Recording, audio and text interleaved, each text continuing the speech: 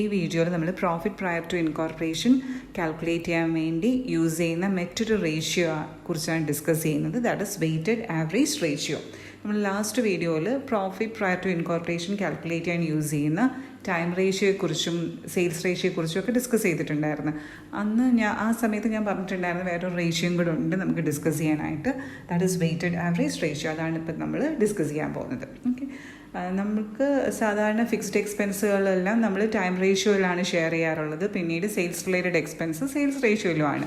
പക്ഷേ ചില എക്സ്പെൻസുകൾ നമ്മൾക്ക് ഈ ടൈം റേഷ്യോയും സെയിൽസ് റേഷ്യോയും സ്യൂട്ടബിൾ അല്ലാതെ വരും. അങ്ങനൊരു കേസിലാണ് നമ്മൾ ഏത് റേഷ്യോനെ ഡിപ്പെൻഡ് ചെയ്യുന്നത്? വെയ്റ്റഡ് ആവറേജ് റേഷ്യോനെ ഡിപ്പെൻഡ് ചെയ്യേണ്ടി വരുന്നത്. ഓക്കെ, ഒരു പ്രോബ്ലം ചെയ്യുമ്പോൾ നിങ്ങൾക്ക് ഒരു ഐഡിയ കിട്ടും. ഒരു പ്രോബ്ലം നമ്മളിവിടെ എക്സ്പ്ലെയിൻ ചെയ്യുന്നുണ്ട്, how to calculate weighted ratio. So the total amount of certain expenses like salary, wages does not remain the same throughout the year.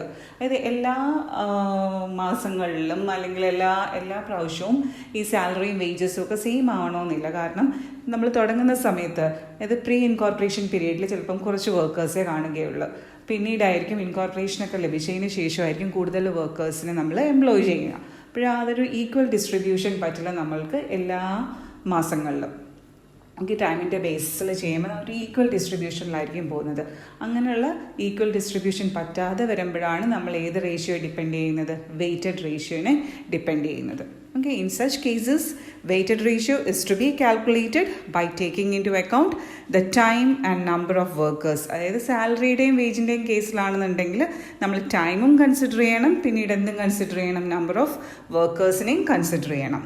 Number of workers in pre-incorporation and post-incorporation period should also be considered. Then we can arrive at weighted average ratio, and that sharing the expenses between these two periods. നമുക്കൊരു question solve ചെയ്ത് നോക്കാം.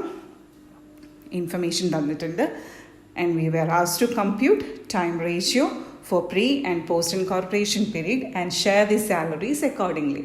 Salary എന്ന് പറയുന്ന fixed എക്സ്പെൻസിനെ share ചെയ്യാനാണ് പറഞ്ഞിരിക്കുന്നത് between pre incorporation and post incorporation period. നമുക്ക് തന്നിരിക്കുന്ന information എന്തൊക്കെയാണെന്ന് നോക്കാം. First is accounting period. ഈ കമ്പനിയുടെ അക്കൗണ്ടിങ് പീരീഡ് എന്ന് പറയുന്നത് 1st Jan 2020 to 31st December 2020. Then the date of incorporation is 1st May 2020. Then total salaries 28 lakh rupees. ഈ 1 ഇയറിൽ ടോട്ടൽ സാലറി എക്സ്പെൻസ് ആണ് 28 lakh. ഈ നമ്പർ ഓഫ് വർക്കേഴ്സിനെ കുറിച്ച് പറയുന്നുണ്ട്. പ്രീ ഇൻകോർപ്പറേഷൻ പീരീഡിൽ 10 വർക്കേഴ്സും പോസ്റ്റ് ഇൻകോർപ്പറേഷൻ പീരീഡിൽ 30 വർക്കേഴ്സും ആണെന്നാണ് പറയുന്നത്. ഇങ്ങനൊരു ഇൻഫർമേഷൻ തന്നിട്ടില്ലായിരുന്നെങ്കിൽ, ഈ നമ്പർ ഓഫ് വർക്കേഴ്സിനെ കുറിച്ച് പറയുന്നില്ലായിരുന്നുണ്ടെങ്കിൽ നമുക്ക് ഏത് റേഷ്യോയിലങ്ങ് ഷെയർ ചെയ്ത് കൊടുക്കായിരുന്നു? ഈ 28 lakhനെ നമ്മൾക്ക് ടൈം റേഷ്യോയിലങ്ങ് ഷെയർ ചെയ്യാമായിരുന്നു. ഇപ്പോൾ ഇവിടെ ഇങ്ങനൊരു വർക്കേഴ്സിൻ്റെ ആ ഒരു നമ്പർ പറയുന്നുണ്ട്. നമുക്ക് ഏത് റേഷ്യോ യൂസ് ചെയ്യാൻ പറ്റില്ല?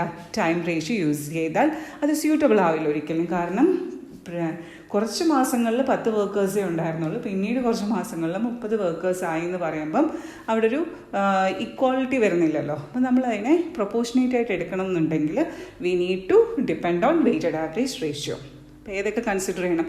ടൈമിനെയും കൺസിഡർ ചെയ്യണം, നമ്പർ ഓഫ് വർക്കേഴ്സിനെയും കൺസിഡർ ചെയ്തുകൊണ്ടുള്ളൊരു റേഷ്യോ വേണം നമ്മൾ യൂസ് ചെയ്യാനായിട്ട്. അപ്പോൾ അതെങ്ങനെയാണ് കാൽക്കുലേറ്റ് ചെയ്യുന്നതെന്ന് പറഞ്ഞുതരാം.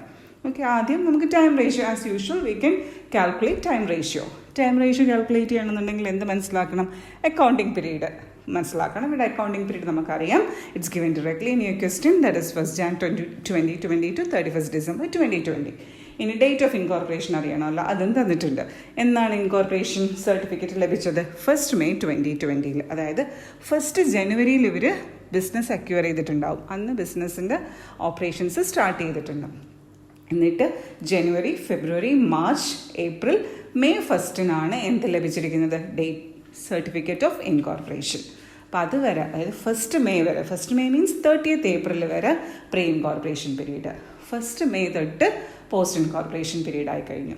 ഓക്കെ, അപ്പോൾ അത് നമുക്ക് കാൽക്കുലേറ്റ് ചെയ്യാം. Pre incorporation period January to 1st May. May ആയതുകൊണ്ട് മെയ് മന്ത് നമുക്ക് കൗണ്ട് ചെയ്യാൻ പറ്റില്ല, ഏപ്രിൽ വരെ കൗണ്ട് ചെയ്യാൻ പാടില്ല. So it is 4 months. പിന്നീട് പോസ്റ്റ് ഇൻകോർപ്പറേഷൻ പീരീഡ് എന്ന് പറയുന്നത് മെയ് തൊട്ട് നമ്മുടെ അക്കൗണ്ടിങ് ഇയർ എൻഡ് വരെ. അക്കൗണ്ടിങ് ഇയർ എൻഡ് എന്ന് പറയുന്നത് 31st December. That is 8 months. 4 + 8 12 months കിട്ടി. ഈ ടൈം റേഷ്യോ കാൽക്കുലേറ്റ് ചെയ്യാം. എങ്ങനെ വരും? Time ratio equals 4:1 8. 4:8 സിംപ്ലിഫൈ ചെയ്യുമ്പോഴത്തേക്കും 1:2. ഈ 1:2 എന്ന് പറയുന്ന റേഷ്യോയിലായിരുന്നു സാധാരണ 1:2 കിട്ടിയതാണ് ടൈം റേഷ്യോ.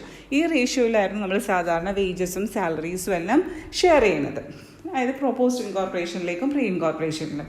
ഇവിടെ പക്ഷേ നമ്പർ ഓഫ് വർക്കേഴ്സിൽ മാറ്റം ഉണ്ടെന്ന് പറയുന്നുണ്ട്. പ്രീ ഇൻകോർപ്പറേഷൻ പീരീഡിൽ 10 വർക്കേഴ്സും പോസ്റ്റ് ഇൻകോർപ്പറേഷൻ പീരീഡിൽ 30 വർക്കേഴ്സും ഉണ്ടെന്നൊക്കെ പറയുന്നുണ്ട്.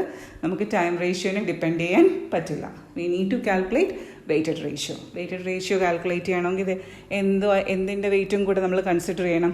ടൈമിൻ്റെ ആ പീരീഡിൻ്റെ വെയിറ്റും കൺസിഡർ ചെയ്യണം, പിന്നീട് നമ്പർ ഓഫ് വർക്കേഴ്സിൻ്റെ ഒരു വെയിറ്റും കൂടെ കൺസിഡർ ചെയ്യണം. So we need to find ratio of workers between pre and post incorporation period. Ratio എങ്ങനെയാണ്? ആദ്യം പ്രീയുടെ ഡേറ്റ എഴുതുക, ദാറ്റ് ഇസ് 10. പോസ്റ്റ് ഇൻകോർപ്പറേഷൻ പീരീഡിൽ എത്ര വർക്കേഴ്സാണ്? 30 workers. So the ratio of workers will be 10:30. 10:30.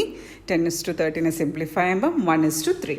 നമുക്ക് ടൈം റേഷ്യോയും ലഭിച്ചു, പിന്നീട് എന്തും ലഭിച്ചു? റേഷ്യോ ഓഫ് വർക്കേഴ്സും ലഭിച്ചു. ഇതിന് രണ്ടിനെയും കൂടെ കമ്പൈൻ ചെയ്ത് വേണം നമ്മൾ ഏത് റേഷ്യോ ഫോം ചെയ്യാനായിട്ട്?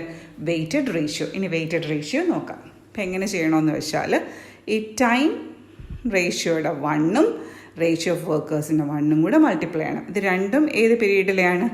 പ്രീ ഇൻകോർപ്പറേഷൻ പീരീഡിലെ അല്ലേ? സോ ആ 1 into 1, ദാറ്റ് ഈസ് 1 into 1 ഇങ്ങനെ എഴുതിയിട്ട് ഈസ് ടു ഇനി ഏതാണ്? പ്രീ ഇൻകോർപ്പറേഷൻ പീരീഡിലെയും പോസ്റ്റ് ഇൻകോർപ്പറേഷൻ പീരീഡിൽ ടൈമും പോസ്റ്റ് ഇൻകോർപ്പറേഷൻ പീരീഡിലെ റേഷ്യോ ഓഫ് വർക്കേഴ്സിനെയും കൂടെ മൾട്ടിപ്ലൈ ചെയ്യണം. That is 2 into 3. So ratio will be 1 into 1 എന്ന് പറയുന്നത് 1, 2 into 3 എന്ന് പറയുന്നത് 6. So weighted average ratio is 1:6. ഇത് നമ്മൾ ഈ റേഷ്യോ യൂസ് ചെയ്യാൻ പാടുള്ളൂ. ഇതിനകത്ത് ടൈമിൻ്റെ വെയിറ്റും ഉണ്ട്, വർക്കേഴ്സിൻ്റെ വെയിറ്റും ഉണ്ട്. ഇതാണ് നമ്മുടെ weighted average ratio. Now we can share the salaries between pre-incorporation period and post-incorporation period. അപ്പോൾ salary for pre incorporation period എത്ര ആയിരിക്കും? 28 lakh ആണ് total salary. So 28 lakh into 1:6 അല്ലേ? സോ 1/7. 1/7 പോർഷൻ ഏത് പീരീഡിലേക്ക് വരും? Pre incorporation period, that is 4 lakh. ഇവിടെ ഞാൻ എഴുതിയപ്പോൾ ഒരു 0 കൂടിയിട്ടുണ്ട്. 4 lakh ആണ് പ്രീ ഇൻകോർപ്പറേഷൻ പീരീഡിലേക്ക് അലോക്കേറ്റ് ചെയ്യേണ്ട സാലറി. പോസ്റ്റ് ഇൻകോർപ്പറേഷൻ പീരീഡിലേക്കോ 28 lakh into 6/7. സാലറി ഫോർ, ഇവിടെ ഞാൻ പ്രീ എന്ന് എഴുതി, it's post. Salary for post incorporation period is 28 lakh times 6/7. കാരണം 1:6 അല്ലേ നമ്മുടെ ratio, weighted ratio. That is 24 lakh. അങ്ങനെ 28 lakhനെ നമ്മൾ 2 പീരീഡിലേക്കും സ്പ്ലിറ്റ് ചെയ്ത്, പ്രീ ഇൻകോർപ്പറേഷൻ പീരീഡിലേക്ക് എത്ര രൂപയാണ്? 4 lakhും ബാക്കി 24 lakh goes to post incorporation period. ഇപ്പോൾ നിങ്ങൾക്ക് മനസ്സിലാവില്ല എങ്ങനെയാണ് വെയ്റ്റഡ് റേഷ്യോ കാൽക്കുലേറ്റ് ചെയ്യേണ്ടത്. വെയ്റ്റഡ് ആവറേജ് റേഷ്യോ എന്നാണ് പറയുന്നത്. ഇവിടെ നമ്മൾ എന്തൊക്കെ കൺസിഡർ ചെയ്യണം? ടൈമിനെയും നമ്പർ ഓഫ് വർക്കേഴ്സിനെയും കൺസിഡർ ചെയ്യണം. ചിലപ്പോൾ ഇത്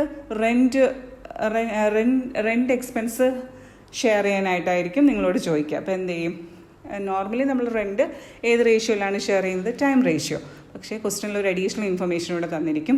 പ്രീ ഇൻകോർപ്പറേഷൻ പീരീഡിൽ ഇത്രയും സ്ക്വയർ ഫീറ്റേ ഉണ്ടായിരുന്നുള്ളൂ. പക്ഷേ പോസ്റ്റ് ഇൻകോർപ്പറേഷൻ പീരീഡ് ആയപ്പം സ്ക്വയർ ഫീറ്റ് കുറച്ചും കൂടെ സ്പേസ് അവർ റെൻറ്റിന് എടുത്തിട്ടുണ്ടാവും. നമ്മൾ എന്ത് ചെയ്യണം? വെയ്റ്റഡ് റേഷ്യോ കാൽക്കുലേറ്റ് ചെയ്യണം. ഈ രീതിയിൽ നമ്മൾ first you need to calculate time ratio, then you need to calculate the ratio of that square feet.